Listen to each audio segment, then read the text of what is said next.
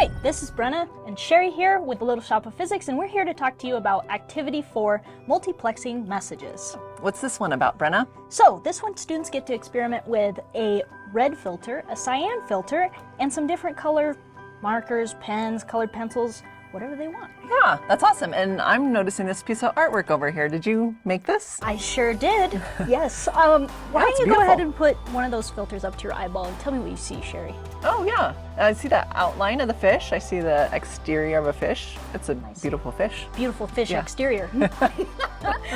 What about the cyan filter?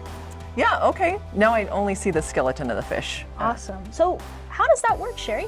Yeah, so in these 3D glasses, that's where you've normally seen them as 3D glasses, the red and cyan filters are particular filters used for that reason because red is not cyan and cyan is not red. Those two particular colors are actually complementary colors, which when I look through them each at your picture, it allows me to see two completely different pictures overlaid on each other. Oh, that makes sense because the red filter is only going to let through red light, and so then the cyan is left. The cyan filter is only going to let through cyan light, so the red skeleton is left. Yeah. That's awesome. So Sherry, other than 3D books and movies, where else do we see this kind of phenomenon? Yeah, well this is actually really similar to how you get your internet signal, for instance, at your house.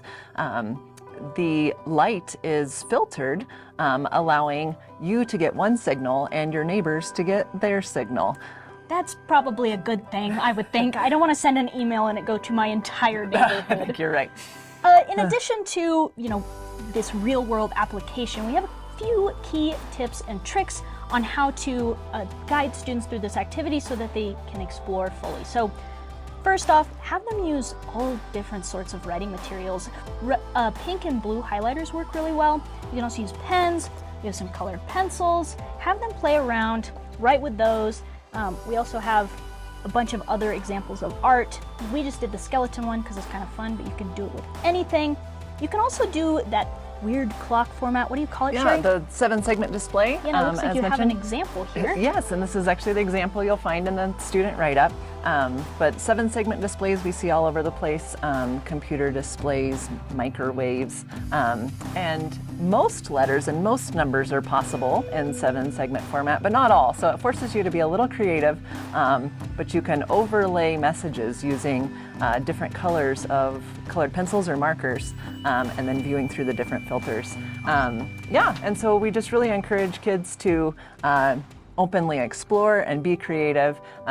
You might ask them to, write their crush's name on a piece of paper, then scribble it out with the other. I can see that going really well.